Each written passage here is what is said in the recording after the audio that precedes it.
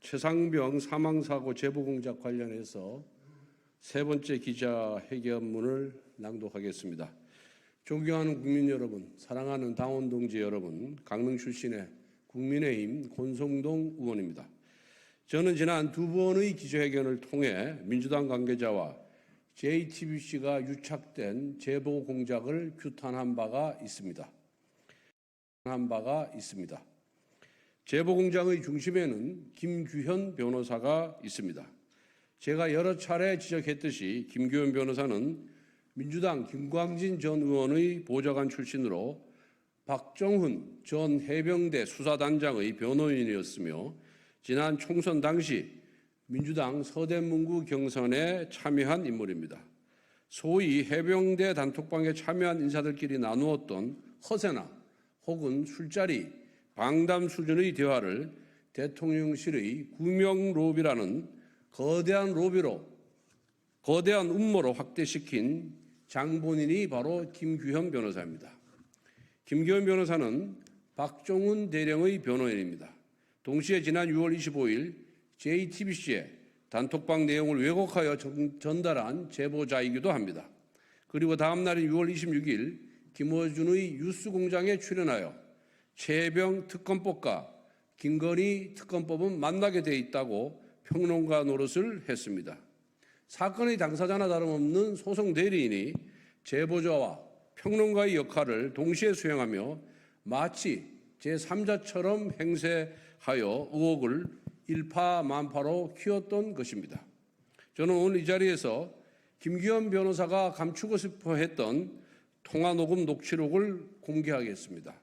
2024년 3월 4일 김규현 변호사는 도이치모터스 주가 조작 공범이자 해병대 단톡방 멤버인 이종호 씨와 공천 문제를 상의합니다. 이종호 씨가 이번에 왜 공천 안 주디? 너는 하고? 라고 묻자 김규현 변호사는 공천이요? 그게 뭐 그렇게 쉽습니까? 라고 답합니다.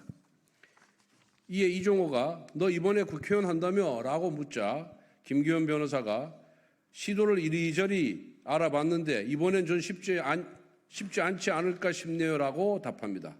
이어서 이종호 씨가 네가 파란색으로 가려고 그러니까 그렇지 빨간색으로 갔으면 내가 좀 나섰을 텐데 라고 허세를 부립니다. 그러자 김규현 변호사는 원래 파란 출신인데 빨간에서 받아주겠습니까? 라고 답을 합니다.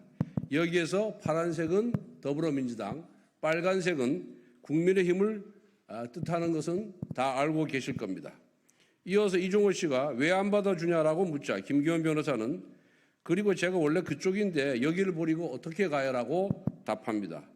이 통화가 이루어진 2024년 3월 4일은 김규현 변호사가 민주당 공천 신청을 했던 서대문구 앞 경선 결과가 발표나기 전으로 경선 진행 중이었습니다.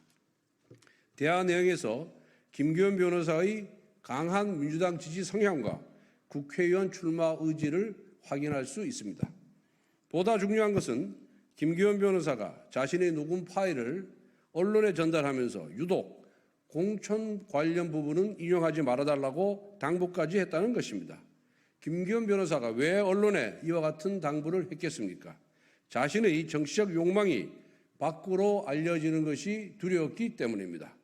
그리고 저는 또 다른 녹취록 역시 확보했습니다. 언론에 사업가 A씨로 알려진 분과 김규현 변호사가 지난 7월 3일 통화한 내용입니다. 사업가 A씨는 해병대 단톡방 멤버 5명 중 한 분입니다. 7월 3일은 제가 기자회견을 통해 김규현 변호사의 실체를 폭로한 날입니다.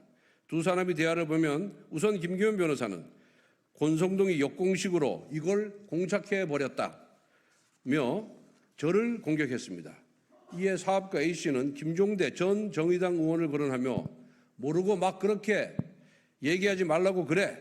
그냥 개싸임일 것 같아서 반박도 안 하는 거야. 라며 김규현 변호사에게 불편한 심경을 토로합니다. 아울러 사업가 A씨는 그 정도 급이 아닌 거야.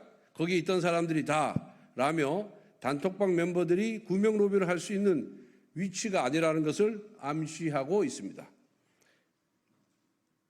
이상 사업가 A씨 입장을 정리하면 자신들이 정치적 쟁점이 되는 것을 부담스러워했고 특히 좌파 언론에 대한 불신이 있었으며 마지막으로 구명로비 가능성을 부인한 것입니다. 이제 제가 김규현 변호사에게 묻겠습니다. 그렇게 녹취록을 방송사에 전달하기 좋아하는 분께서 왜 사업가 A씨와의 통화는 감춰두었습니까? 자신에게 불리한 내용이기 때문에 그런 것이 아닙니까? 이처럼 김규현 변호사는 본인 스스로 여러 사람과 통화하면서 유리하다 싶은 것은 제보하고 불리하다 싶은 것은 은폐했습니다. 이것이 사건의 실체적 진실을 밝혀야 하는 법조인의 자세인지 따지지 아니할 수가 없습니다. 이제 해병대 단톡방의 또 다른 참여자인 송호정 씨가 언론을 통해 자신의 입장을 전달했습니다. 여기서 송호정 씨는 구명로비는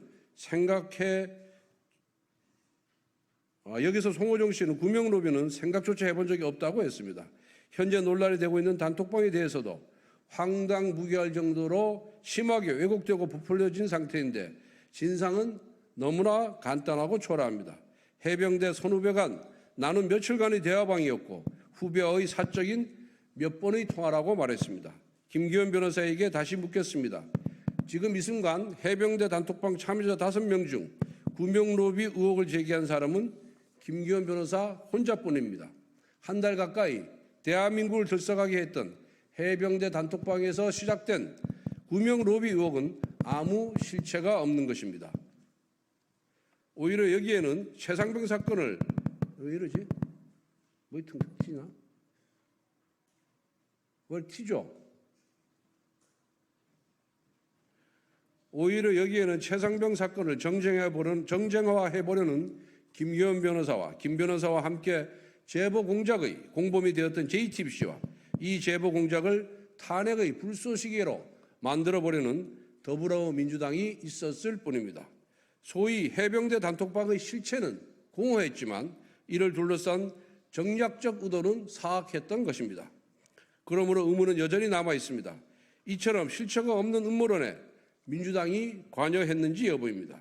지난 6월 21일 민주당 의원들은 최상병 특검 입법청문회장에서 임성근 전 사단장에게 도이치모터스 주가 조작 사건의 공범 이종호 씨를 아느냐고 거듭 물었습니다. 해병대 단톡방에 대한 정보 전달이 없이는 불가능한 질문이었습니다. 그러므로 저는 이번 제보 공작 사건이 민주당과 연결되어 있을 것이라고 강력하게 의심하고 있습니다. 이 의심이 사실이라면 정치적 사기로 탄핵을 획책하려는 사기 탄핵 게이트가 되는 것입니다. 민주당과 JTBC가 제기한 의혹은 공허하게 끝났습니다. 이제 의혹을 제기한 자가 의혹을 받을 차례입니다. 국정조사를 비롯한 진상규명 작업이 필요합니다. 차기 국민의힘 당대표의 제1책무입니다. 저도 최선을 다하겠습니다. 감사합니다.